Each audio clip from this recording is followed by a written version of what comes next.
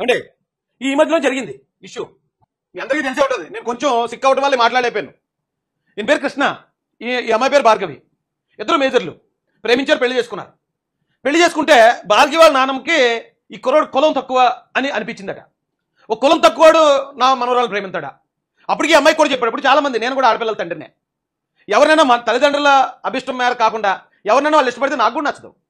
అదేంటి, నేను అంటే పిల్లలు మనం ఎంతో గారంగా పెంచుకున్నాం కదా, మనం మంచి సంబంధం చేస్తాం కదా అని ఓ తండ్రిగా నేను కూడా అనుకుంటాను, దాన్ని కాదని. అప్పుడు ఏమనాలి, ఎవరిని లవ్ చేసినా మాకు నచ్చదనాలి. కానీ ఇక్కడ భార్గవ విషయంలో వాళ్ళు అన్నారట, నువ్వు ఆ కులస్తుని కాక మరి ఏ కులస్తుని లవ్ చేసి పెళ్లి చేసుకున్నా మేము ఒప్పుకుందాం అంటే ఏంటంటే అక్కడ కుల వివక్ష. దాంతోపాటు వాళ్ళ కక్షతో ఏం చేశారంటే ఈ అబ్బాయిని చంపేసి డెడ్ బాడీని ఎట్టిగా కారులో పట్టుకుని ఆ శవాన్ని తీసుకెళ్ళి ఆ ముసలిదాన్ని చూపించాడు. ఇక వేసింది చూడమని అంటే ఆ ముసలి ఎగిరి గంతేసిందటండి.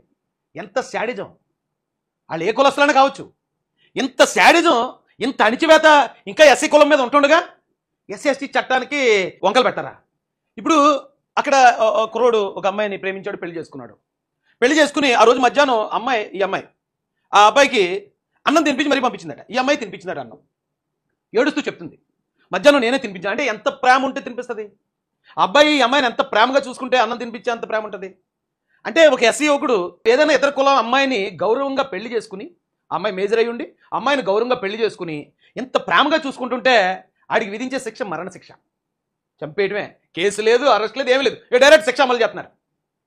కానీ ఇక్కడ ఇప్పుడు ఎస్సీ అమ్మాయి ఆ ఎంపీ కూడా ఏడుతున్నాడు, కళ్ళు చీరేసి మర్మావయవాల్లో కర్రలు దూర్చేసి కాళ్ళు చేతులు ఎరగొట్టేసి. ఇది ఇప్పుడు ఒకటే కాదండి, అయోధ్య దగ్గర ఒకటే కాదు జరుగుతా, గతంలో ఉత్తరప్రదేశ్లో జరిగాయి, బీహార్లో జరిగాయి, చాలా చోట్ల జరిగాయి. కానీ ఎప్పుడన్నా మీరు ఎక్కడన్నా వార్త చూసారా, పలానా ఓ దళిత అమ్మాయిని రేప్ చేసిన కారణంగా పలానా ఓడికి ఉరిశిక్ష పడింది, పలానా ఓడిని పోలీసులు ఎన్కౌంటర్ చేశారు, పలానా ఓడిని ఇంకో కఠిన కారాగార శిక్ష, ఒక 20 సంవత్సరాలు జైలు శిక్ష పడిందని వార్త ఎప్పుడన్నా చదివారండి మీరు? ఇక్కడ పెళ్లి చేసుకుని గౌరవంగా చూస్తుంటే మరణ శిక్ష, అక్కడ చంపేసి మానం తీసేసి చిత్రహింసలు పెడతా ఉంటే నో శిక్ష. అసలు ఎట్టిపోతున్నామండి మనం? మాట్లాడుతుంటే ఎదురుగా అయ్యింది నాకు. ఇప్పుడు ఈ దేశంలో అందరూ సమానమే.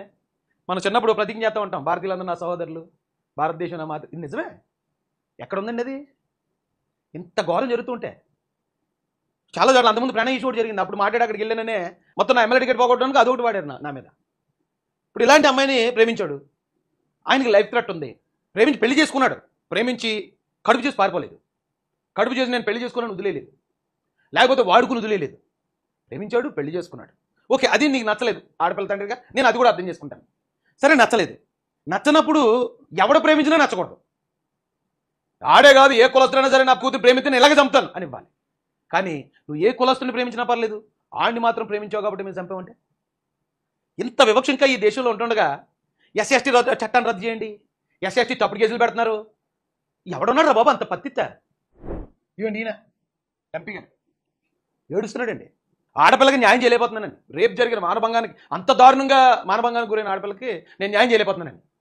ఇక్కడ అంత భారతదేశం అంతా చాలా విచిత్రంగా ఉంటుందండి. చూసేవాళ్ళకి ఆ బాధితుడిగా నొప్పి వెళ్తుంది తప్ప మిగతా వాళ్ళకి అర్థం కాదు. ఇప్పుడు ఎందుకు ఎగ్జాంపుల్, మనకి ఇక్కడ దిశ జరిగింది, దిశ రేపు తెలంగాణలో రేపు జరిగిన 24 గంటలు గడవక ముందే 3 కుర్రోళ్ళని స్పాట్లో ఎన్కౌంటర్ చేశారు. దానికి అందరూ హర్షించారు, మేము కూడా శభాష్ అన్నాం. కులాలకు వెళ్ళాలని పక్కన పెట్టాం. ఆ రోజున ఆ దిశ అనే అమ్మాయి రెడ్డి కులస్తురాలను, లేకపోతే చనిపోయిన వాళ్ళు ఎస్టీ కులానికో, లేకపోతే ఇంకొక ముస్లిం కులానికో చెందిన తక్కువ కులం వాళ్ళను మేమేమో దాని గురించి మాట్లాడలే, మంచిదే జరిగింది అనుకున్నాం. కానీ అదే మరుసటి రోజు టేకు లక్ష్మి అనే ఒక అమ్మాయిని, ఒక వివాహితని దారుణంగా మానభంగం చేసి చంపారు. ఈ రోజు జరిగిన రేపుకి ఎన్కౌంటర్ జరిగింది, మరుసటి రోజు జరిగిన రేపుకి కనీసం అరెస్ట్ కూడా జరిగిందో లేదు కూడా ఎవరికి తెలియదు. రేపు అనమాట అది కూడా. మరి దిశ ప్రాణానికి ఉన్న విలువ టేకు లక్ష్మి ప్రాణానికి ఎందుకు లేదో నాకేం అర్థం కాదు, చూసేవాళ్ళు కూడా అర్థం కాదండి. ఇప్పుడు ఇక్కడ లేపేశారు, చనిపోయిన వాళ్ళు అందరూ తక్కువ కులస్తులు. అక్కడ టేకు లక్ష్మి విషయంలో వేరే కులస్తులు ఉండుంటారు. టేకు లక్ష్మి ఏమో ఒక ఎస్సీ మహిళ, ఆవిడకి వర్తించదా చట్టం? ఇలాగడిగితే రాజేష్ గడు రబలు, రాడికల్, నక్సలైటు, టెర్రరిస్టు అన్నీ అయిపోతాడు. ఇక అధికారంలో ఉన్న ఎంపీ కూడా ఎడుతున్నాడంటే ఏంటి పరిస్థితి ఏంటి? మళ్ళీ ఏ పార్టీ కూడా ఎస్సీ ఎస్టీలకు వ్యతిరేకంగా ఒక స్టేట్మెంట్ ఇవ్వదు, ఏ పార్టీ కూడా. కానీ ఇలాంటి కష్టం వచ్చినప్పుడు ఏ పార్టీ కూడా ఎస్సీ ఎస్టీల తరపున మాట్లాడదు. ఎలా చేస్తారా మీరు, ఎస్సీ ఎస్టీ చట్టాన్ని ఎలా రద్దు చేస్తారు?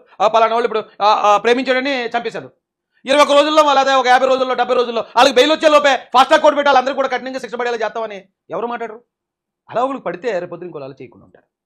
నేనేమి ఇంటర్ క్యాస్ట్ లవ్ మ్యారేజ్ని నేనేమి ఎంకరేజ్ చేయట్లేదు. ఎందుకంటే ఇంటర్ క్యాస్ట్ అంటే కులాంతర వివాహాలు చేసుకుంటే కులం నిర్మూలన అవుతుందని అంబేద్కర్ గారు చెప్పారు. కానీ అప్పుడు ఆయన ఉన్న కాలానికి అది కరెక్ట్ అయి ఉండొచ్చు. ఇప్పుడు కులాంతర వివాహం చేసుకుంటేనే ఇంకా కులాల మధ్యలో వివక్ష ఇంకా పెరిగిపోతుంది. మండల దాకా వెళ్ళిపోతుంది, చంపేస్తున్నారు. అదే తెలంగాణలో మందని మధుకర్ అనే కుర్రని చంపారు. ఇంకోటి, ఈ అబ్బాయిని చంపి మర్మాంగాల్ని చిత్రం చేశారటండి, రాయించుకుంటారుగా. గతంలో మందని మధుకర్ అనే కుర్రని చంపారు అక్కడ. అలాగే వేరే క్యాస్ట్ అమ్మాయిని ప్రేమించాడు, పెళ్లి చేసుకున్నాడని అతను మర్మావయవాలను అయితే కోసేశారు. ఇది మనుధర్మ శాస్త్రంలో ఉందండి. ఎవడన్నా తక్కువ జాతోడు, అప్పుడు శూద్రుడని ఉంది, శూద్రుడని కూడా ఎవడన్నా సరే అగ్రవర్ణ పాడలతో ఎవరన్నా ఇలా చేస్తే అతని మర్మావయవాలను ఛేదించాలి అని. ఏం మారిందండి? ఇప్పుడు మన ఇన్ని చట్టాలు వచ్చాయి, రాజ్యాంగం వచ్చింది, అయినా అదే చట్టం ఇప్పుడు అమలు అవుతుంటే పాత చట్టాలే. ఎస్ఎస్టీ అట్రాసిటీ చట్టం రద్దు చేయండి, ఎస్సీలకి రిజర్వేషన్లు తీసేయండి, ఇలా వాదించేవాళ్ళు అసలు ఎలా మాడతారు నాకు అర్థం కాదండి. ఇప్పుడు కూడా ఈ అమ్మాయి విషయంలో ట్రాప్ చేసాడు అంటారట. అక్కడ చచ్చిపోయినా ఆడు చచ్చిపోయినా, ఆడు సమాధి అయిపోయినా, ఆడు చచ్చిపోయి 10 సంవత్సరాలు అయినా సరే ఆడి మీద ఇంకా అలాంటి దాడి జరుగుతుంది, ట్రాప్ అంటారు. అదే ఇతర కులస్తులు ఎవరైనా చేస్తే లవ్, అది అద్భుతమైన లవ్, ప్రేమ కావ్యం. ఒక పేద యువకుడు ఒక ధనవంతురాల్ని, అంటే ఈ పేద యువకుడు కనుక ఒక అగ్రవర్ణపు యువకుడు అయితే ధనవంతురాలను ప్రేమిస్తే అదొక ప్రేమ కావ్యం అయిపోద్దండి. ఆయన తోటరాముడు అయిపోతాడు, ఆవిడ ఒక మేడ మీద ఉన్న రాణి అయిపోద్ది. అదే పని ఎవడన్నా ఒక ఎస్సీ యువకుడు చేస్తే ట్రాప్, ఆస్తి కోసం ట్రాప్ అంటారు. ఇది న్యాయం అండి ఇది? అయితే నేను ఇంకొక మాట కూడా చెప్పాలనుకున్నాను. నిజంగా ఇలాంటి కులాంతర వివాహాలు ఇలాంటివి జరిగినప్పుడు తక్కువ కులస్తులు ఎవరన్నా చంపేస్తున్నారు. కానీ ఇలా జరగడానికి కారణం కూడా, అంటే నేను అనుకున్నదండి, ఇదే కారణం చెప్పట్లేదు, కానీ ఇప్పుడు సినిమాలు తెస్తారండి. మొన్న ఈ మధ్యలో వచ్చిన లవ్ స్టోరీల్లో ఉప్పెన వచ్చింది. హీరో చిన్న కులస్తుడు, చేపలు పట్టుకునే ఒకడు ఆ ఊర్లో ఉన్న మోతుబరి కూతురుని ప్రేమిస్తాడు. అయితే ఓకే, అందులో కూడా శిక్ష విధించారనుకోండి, సేమ్ అదే మర్మావయవాల్ని ఛేదించటం సంథింగ్.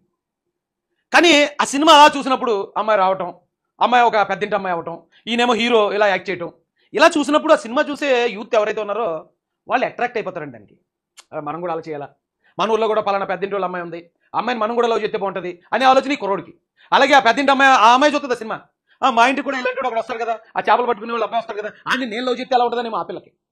ఇది ఇప్పటి నుంచి కాదండి, ప్రేమనగర్ దగ్గర నుంచి, పాతాళ భైరవి దగ్గర నుంచి.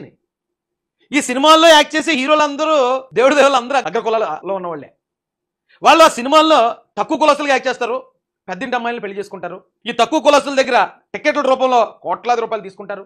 కానీ ఇలా ఆ సినిమాలను చూసి ఎవడైనా ఇన్స్పైర్ అయ్యి ఎక్కడైనా ఇలాంటివి జరిగితే ఒక్క హీరో కూడా ఖండించడండి. ఏంటి అలా ఎందుకు చంపారు, నేను పలానా సినిమాలో అదే క్యారెక్టరైజేషన్ అలా లవ్ చేసుకుంటే అదేం తప్పు కాదన్నట్టు నేను ఆ సినిమాలో చూపించాను, మీరు ఎందుకైనా ఎలా ఎలా ఎలా ఎందుకు చంపేశారు మీరని ఎవరైనా ఒక్కరైనా వచ్చి ఎప్పుడైనా ఖండిస్తారని చూస్తానండి నేను. దాన్ని కూడా కమర్షియల్గా వాడుకునే పరిస్థితి ఉంది కానీ ఈ దేశంలో ఏ ఒక్కరినా మెన్షన్ చేసి మాట్లాడట్లేదు నేను. ఆ సినిమాలో ఆయన అమర ప్రేమికులుగా కనపడతాడు, లేకపోతే స్నేహితుడు ప్రేమ కోసం ప్రాణాలు ఇచ్చేసేవాళ్ళ ఉంటాడు. అదే వాళ్ళ ఇంట్లోకి వస్తే అదే పరిస్థితి వాళ్ళకి పర్సనల్గా ఇదైతే దాన్ని వెంటనే వ్యతిరేకించేస్తారు.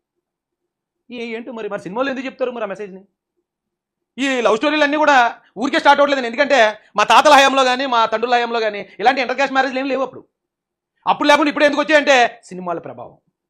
బ్యాన్ చేయండి సినిమా, ఎలాంటి ఇంటర్ క్యాస్ట్ లవ్ స్టోరీస్ ఏమైనా ఉంటే. మన ఏదో సినిమా వచ్చిందండి ఆయ్ అనుకుంటా, ఆయ్, అందులో హీరోయిన్ క్లియర్గా చెప్తుంది, ఆయ్ నీ క్యాస్ట్ వేరు నా క్యాస్ట్ వేరు, నా క్యాస్ట్ నేను పెళ్లి చేసుకుంటాను తప్ప నీలాంటి నేను పెళ్లి చేసుకున్నాడు శుభ్రంగా చెప్పింది. సూపర్ తీసాడు ఎవడగానే డైరెక్టర్. అలాంటి సినిమాలు తీయండి, కనీసం ఇక్కడ ఉన్న ఆడపిల్లలకి మగపిల్లల కన్నా కొంచెం ఆలోచన వస్తుంది. అవును కరెక్టే, మన క్యాస్ట్ అమ్మాయిని మనం పెళ్లి చేసుకోవాలా, ప్రేమించాలేమో, బాగా చెప్తున్నా సినిమాలో చూసి మనం కూడా అలాగే చేద్దామని ఇన్స్పైర్ అయితే ఎవడ క్యాస్ట్లో దొబ్బించుకుంటాడు, గొడవ ఉండదండి బాబు.